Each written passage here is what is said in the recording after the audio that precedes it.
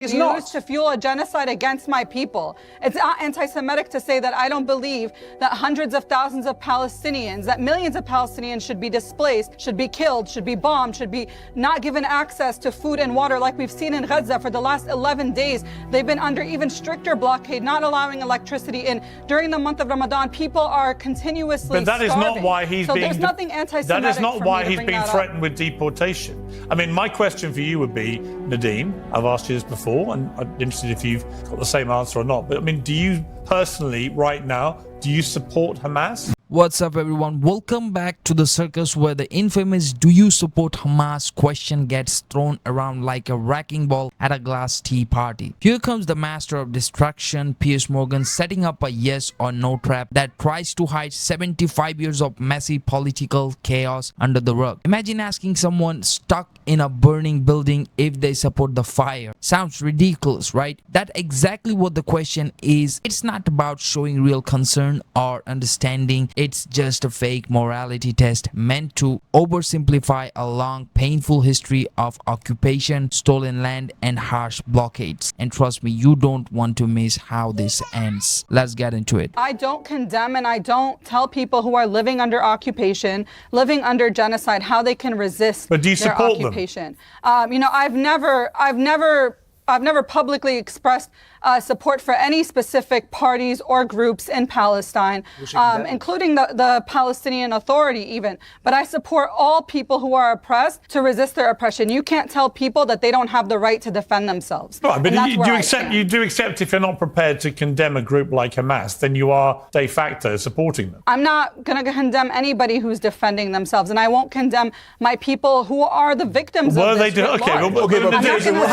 on. You guys condemn Israel? Hang on. Do you condemn the terrorist state of Israel? Hang on, Nardeen. So did you condemn what they did on October the 7th? Again, I think a lot of what we saw about October the 7th was actually lies, and they've been disproven. Wow. So, you know, I don't know what conversation we're having here. They are. The 40 beheaded babies lies was disproven. The Well, do you think the 1,200 people? Rape, Okay, well, let me be specific to you. Do you think? Actually, we've let me seen be specific with my question. We've seen Palestinians raped. Hang on. That's what I condemn. Do you believe that 3,000? Do you condemn Israel?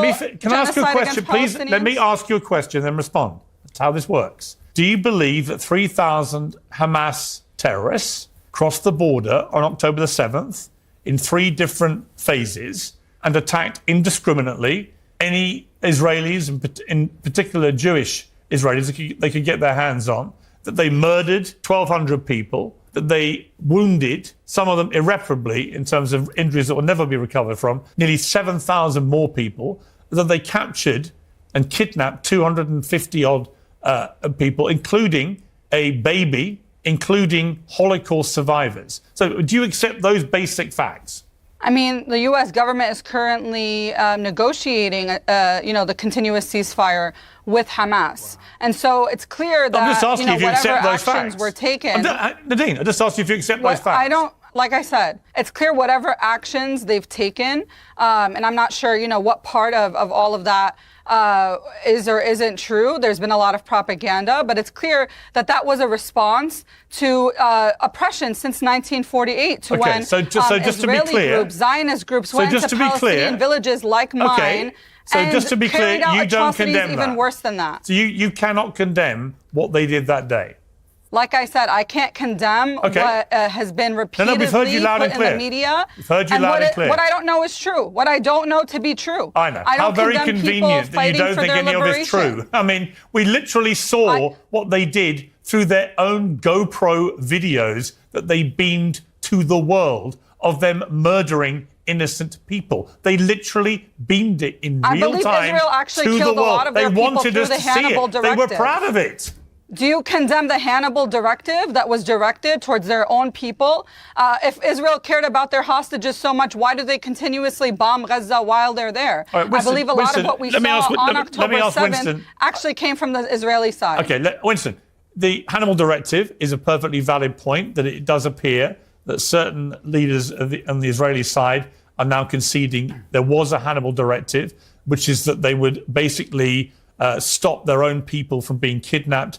And if it meant taking their lives in that eventuality, that would have to happen. And there is some evidence that may have happened with some of the people who were killed. So let's be clear. right? I try and be very fair-minded about this. I go where the facts take us. The 40 beheaded babies turned out not to be true. It was stated as fact by an Israeli member of the Israeli forces. It turned out to be untrue. It is true, however, that some people were beheaded. It is true that babies were kidnapped. So these things are all a question of scale. I am very happy to condemn all of it because it was all a despicable act of terrorism. Winston, when you hear someone like Nardeen, who is defending this guy's right to be in America, when you see her so, in my opinion, people can have their own view about the way she's responded, but so glibly brush off what Hamas did that day. This has always been my problem with this debate. If you just cannot find it in yourself, Cenk, if I asked him, would condemn what happened that day, because he has done repeatedly. And then you can have a rational conversation. If you can't condemn it and you put it all down as some form of resistance or opposition, you lose me. Winston. Yeah, I mean, I don't know really what to respond to that. It's clear what happened on October 7th. And from what little research I've done into Nardeen's work, she seems to have supported what happened on October. It's not that she's not even condemning. You know, there's not just one day in the world, right? I mean, so you guys keep talking about October 7th. You would condemn what happened, right? Yeah, of course. But do you guys condemn the 58-year brutal occupation of the Israelis, butchering, slaughtering, oppressing the Palestinians? Do you condemn that they've killed 14,500 children, 4,350 children under the age of 5, 800 babies under the age of 1? They've incinerated them alive. So how can you now be honest and fair and say that Israel is clearly a terrorist state? I will be honest and fair. I think that Israel's right to self-defense has now gone too far.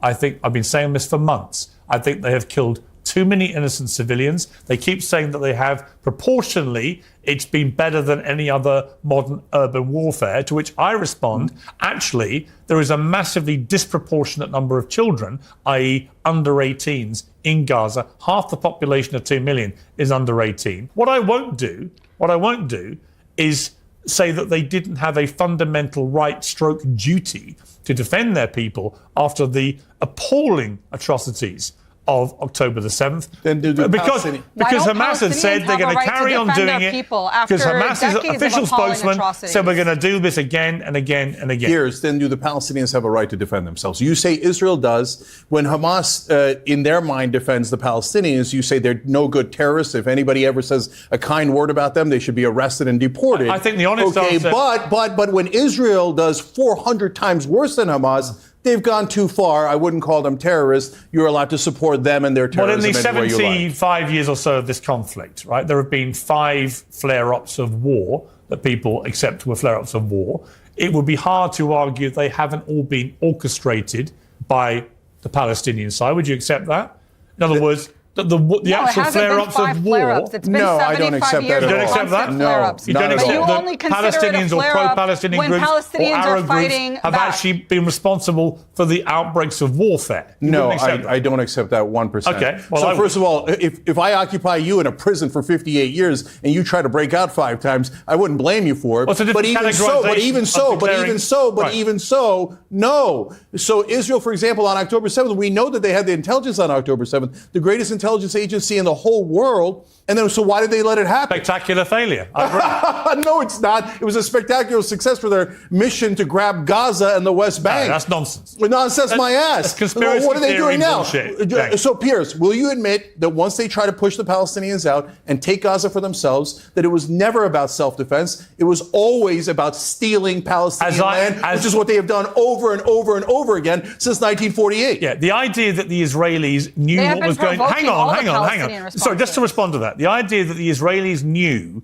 that October 7th was going to happen and deliberately allowed it to happen to their own people is preposterous. Some people in the Israeli government who are literally terrorists, like Ben Gvir, absolutely. Netanyahu, I think, is literally the largest terrorist in the world right now. You're telling me Netanyahu wouldn't do that? What? Netanyahu lied us into the Iraq war. He talked about weapons of mass destruction. He talked about how they did 9/11 when, in fact, Saddam Hussein was opposed to Al-Qaeda. So that giant liar that lied America into the Iraq war as part of the neocons wouldn't lie to his own people to protect himself from corruption charges, from protecting himself from a very, very unpopular leadership. Well, no, and to be able to have an excuse to steal more Palestinian land. That is exactly what Netanyahu has done. Let me ask. Hang on, Nardeen. I'll come back. They should know that oppressing Palestinians would result in people defending themselves. They should know that. And I've said this on your show before. As long as there is oppression, there is going to be Palestinian resistance to it. As long as there's an occupation,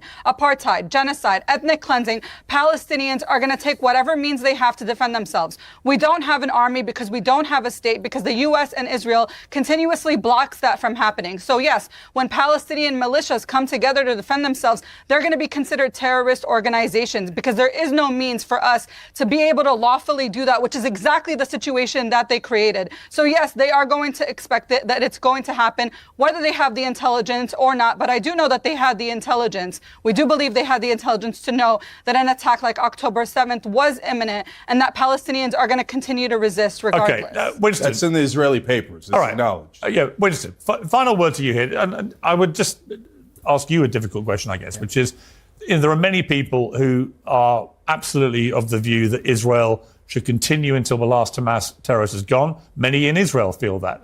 They're not as keen on Netanyahu, for example, but they're absolutely keen on the mission to get rid of Hamas. And the trauma that Israel suffered that day cannot be underestimated. However, if you look at the conflict in totality, it is hard to argue, particularly in light of events this week, where Israel has just casually turned off the power into Gaza, which made me ask some questions on X. Well, hang on, who gives them the right to have that right to turn the power on and off into Gaza? And it turns out that they control more than 50% of all the electricity that Gaza has and turned off 90% of that almost immediately after October the 7th. So you've got these, look, there are guilty Hamas terrorists there. There are also many, many hundreds of thousands of perfectly innocent, particularly children, living there who have had almost no power now, are now getting no fuel coming in. There have been limitations on water. The power that was coming in was being used to provide clean water. That's now been withdrawn. None of this strikes me as being a reasonable thing for Israel to be doing now. Does it you? Okay, so I think to understand the electricity thing, there's a bit of background needs to be understood. Firstly, why is it that Gaza doesn't have more power plants? One of the reasons is that they have spent many billions of their donations building up a vast terror network. That is true. Yeah, and their own military. Another question is, why is it that Egypt aren't supplying electricity to Gaza? The reason is, even Egypt themselves recognize Hamas as a Muslim Brotherhood affiliated organization, and they are incredibly wary of that organization. Then, as well as understanding that, you've got to understand the ceasefire negotiations that have broken down. So but Winston, do you accept any criticism of what Israel is doing now? I think that they are back in conflict because ceasefire has failed. Both sides. Now, look, if you go into why the ceasefire has failed, Israel. There's arguments on both sides. Israel obviously only got 22 of the promised 33 hostages. Hamas said they would clear the Philadelphia passage. Israel they did not. Withdraw because Israel's definitely have grievances. When they try to take Gaza? May I? Israel have grievances about the phase 1 of the ceasefire failing, so they've been unable to get to phase 2 of the ceasefire. Hang on, Winston, should they be turning off the power into Gaza? Now that the ceasefire has failed, the conflict is been. Yeah, but they're starving them to death. Blockades are a normal part of war. So starvation is a normal part of war. No, it's a war crime. I'm glad you brought up Nazi Germany. That's exactly what the Germans would have done. Cut off their food, and incinerate their kids. Because that's what they did. They put them in and incinerated the Jews during the Holocaust. It was heartbreaking. Jews have suffered so much throughout history. Now, Israel turns around, pretends to be the Jewish state, and says, I speak for all Jews. No, you don't. You don't speak for my Jewish friends. You don't speak for my Jewish family. And you've actually greatly tainted them. And I despise Israel for that. Now Israel says, we get to starve children to death. We get to burn them to death. We get to crush their skulls. No, you have become what you most despised. So please stop. I know that there's nothing we could do because you bought every single politician in America, but I'm asking you to have morality and remember your Jewish faith, which is a wonderful faith that is giving and generous and talks in Passover about even having mercy for the people who kept you as slaves? Can you not have mercy for the people that you are keeping as slaves? Okay. How long are you going to occupy them? Okay. Answer that question. How long are you going to occupy them? You are brutalizing them. 58 years. You've kept them in a dark dungeon. And anytime they dare to oppose you, you cut off their water, you cut off, and you kill their children. Israel, you should be better than this. They've done this way before Hamas listen. existed. Also, I would say, check. If Piers Morgan and Winston's Hypocrisy was a movie, the plot twist would be straight out of a pre-political thriller. At first, they show up as the brave heroes fighting outrage, culture, and media bias, standing tall, defending truth. But halfway through, the mask slips. Suddenly, our so-called heroes cash out their values and switch sides, siding with the very villains they swore to fight. The big reveal, it was never about free speech or principle. It was about clout, ratings, and who cuts the biggest check. The climax? Suppose free speech war, where they parade as defenders of open debate, while behind the curtain they are censoring critics, tossing insults, and playing strawman games. The final twist hits hard. The villains and the heroes were the same people all along, just changing costumes depending on the scenes. Guys, let me know what you have in your mind. Share your opinion in the comments. I would really like to know what you think about this. And guys, please subscribe to this channel.